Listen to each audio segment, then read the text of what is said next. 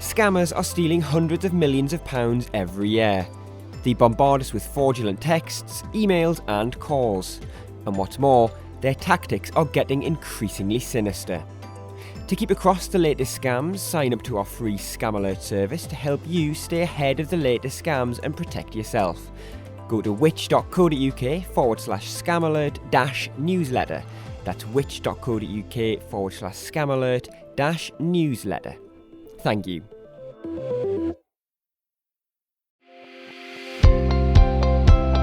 Hi there, it's Lucia, host of the Which Money podcast here. Before we start today's episode, I just wanted to tell you about a really handy new tool from us here at Which, and even better, it's free. It's called My Money Health Check. All you need to do is answer a few quick questions about your finances, and then we'll do the rest, pointing you towards our brilliant Which advice that we think you'll find really useful. Once again, that's My Money Health Checks. If you want help with cutting your bills or making your money go further, it's the place for you. Just head to which.co.uk/My Money Health Check.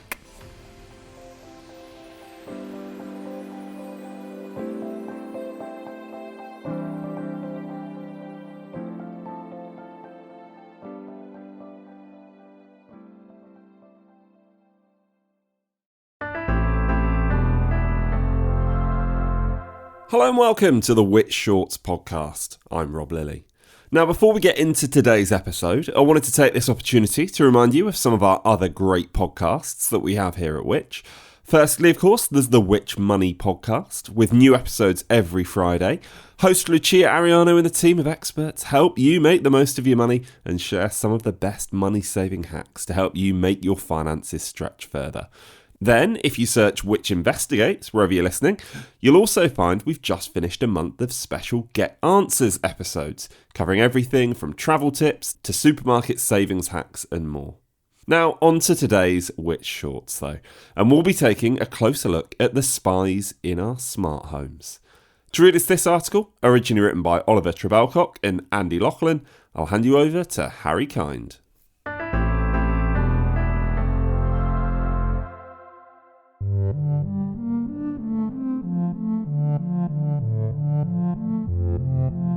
Our smart home devices are watching us, and so are a host of marketing companies, from Google to Amazon to TikTok. Not only have you welcomed this surveillance into your home, but you've paid handsomely for the privilege, both with your money and your data. The average UK household owned 9 smart devices in 2020, but that's likely to be much higher now. Smart tech has many benefits, but connecting anything to the internet also brings risks. That could be hackers targeting security weaknesses, or appliances left unsupported after just a few years. Plus, there are new and emerging threats to your privacy. Through our product testing, we've analysed the data collection practices of popular brands behind smart speakers, washing machines, smart doorbells and wireless cameras, as well as smart TVs. This includes what information they require to set up an account, what data permissions their apps request, and what marketing companies are tracking your activity on their products. As you'll see, some data collection seems unnecessary. Every brand wants your precise location, when an approximate one would usually suffice. Why does a smart washing machine need to know your date of birth? Why does a security camera share your data with TikTok? Or a smart TV insist on knowing your viewing habits? You've already paid for these products, so it seems fair to ask why you are continuing to pay with your personal information.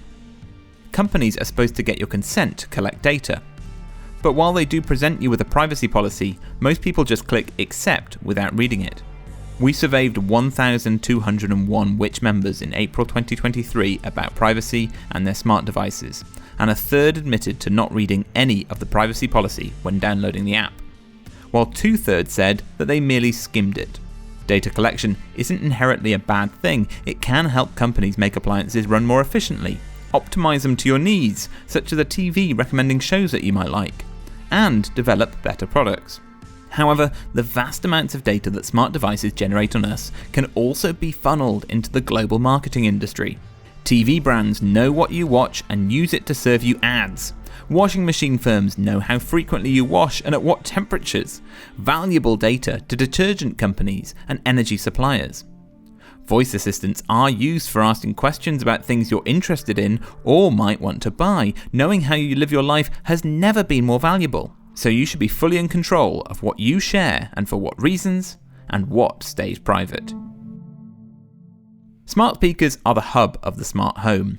Voice assistants like Amazon's Alexa, Google Assistant or Apple's Siri are built in, and you can ask your smart speaker or smart display with a touchscreen to switch on smart lighting or change the TV channel, all without lifting a finger. You're also giving it wholesale access to your personal data. There's no doubt smart speakers are listening to you, that's how they work. They constantly listen for a wake word, Alexa, Google, or Hey Siri, so they know you're talking to them. While they might mistake the odd phrase for their wake word, they're only designed to listen when you want them to.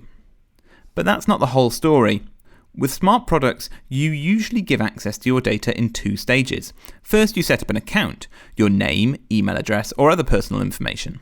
After that, the product's app on your smartphone or tablet requests access to data on that device, such as contacts and your location. Those requests are called permissions. What's stark with smart speakers is the volume of data requested if you own an Android phone versus an Apple iOS device. Google's primary business is advertising and marketing, whereas Apple currently focuses on selling hardware. There's a hidden layer of data collection too. Behind the scenes, smart devices include trackers hoovering up data on how you use your device.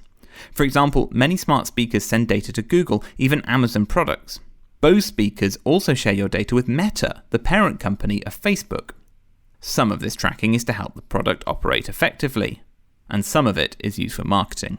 Tracking occurs regardless of how much you use the product, and it can be difficult to really know where your data is sent. Our findings in this article show how your data is ultimately funneled to a select few tech giants, mostly Google, Amazon, and Meta. So even if you don't consider yourself regular consumers of these companies' products, they're still potentially getting your data through smart devices you own. Just under half of our washing machines reviewed online are internet connected as of July 2023. Smart features include remote control with an app, checking energy use, and auto-selecting optimal programs for your laundry. Alongside the cost of buying the machine, there's the potential price of your privacy. All the big brands require you to set up an account to use their apps, or else you're barred from using the smart features you've paid for. You might wonder why a washing machine needs your date of birth. Although this is optional on Beko machines, LG and Hoover won't let you set the app up without knowing when you were born. We also check what data permissions a smart device app wants to access on the mobile device you're using. In our member survey, the data people were most concerned about being shared were their contacts and background information. For example, an app tracking where you are even when you aren't using it. This was followed by photos, your phone number, and your precise location. Sadly, demanding access to one's precise location is standard practice across not just smart washing machines, but virtually all smart devices we assessed. Hoover wants to know your contacts and phone number on Android devices. With Miele, tracking your precise location is enabled by default and required to use the app. LG wants the most data of all the washing machine brands. The company will know your name, date of birth, email, phone contact book, precise location, and phone number.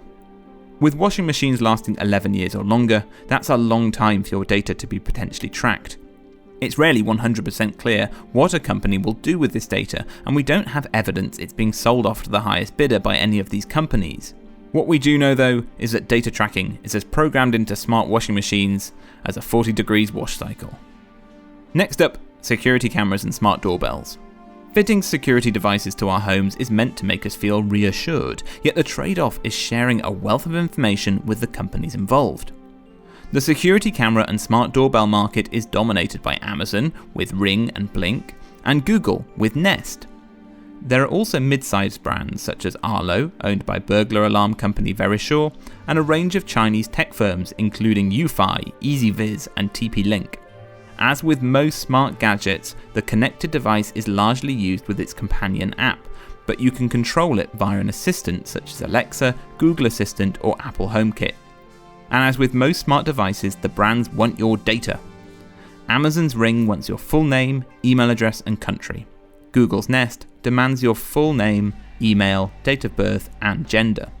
EasyViz requests your full name and phone number, although you don't have to give it, and requires your email address and country region. All brands want access to your phone's camera, microphone and storage, which is understandable for a device that enables you to not only view a camera feed, but also respond from your phone. However, all the brands we assessed want the precise location of your mobile device when using the app. And finally, smart TVs. We published our first article on smart TV spying almost 10 years ago. Some things have improved. Brands no longer just track everything you do by default, but theoretically they seek your permission first. However, some aspects have gone in the other direction, such as the way most smart TV menus are now flooded with adverts, some personalised based on your data. A system called Automatic Content Recognition, or ACR, is used to track what you watch. It's so pervasive that it can track your viewing habits, whether you're watching a TV channel, via an app, or even through a connected device such as a Blu-ray player or games console. The TV records a snippet of what's being watched on screen and then analyses this against a very large database of known content. Most TV tracking is optional, so you have to agree to it before the brand will do anything. However, the way you agree isn't always as clear as it should be. When you set up a smart TV, you have to accept the terms and conditions, including aspects of data tracking.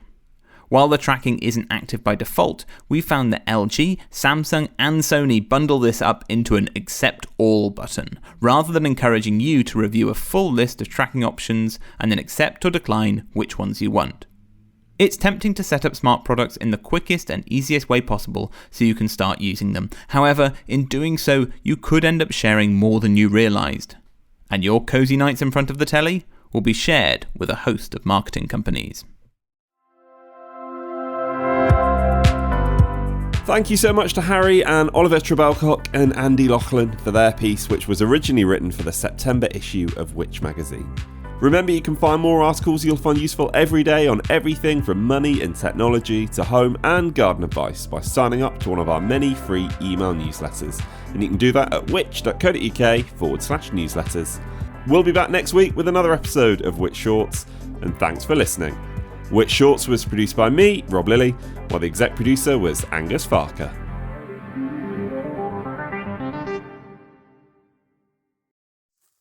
Moving house. With kids. Mom! Moving house checklist. Top packing tips. Do it ourselves or hire movers? Hire! Things to do in the school holidays. Best solo holidays. When life gives you questions, get answers at which.co.uk.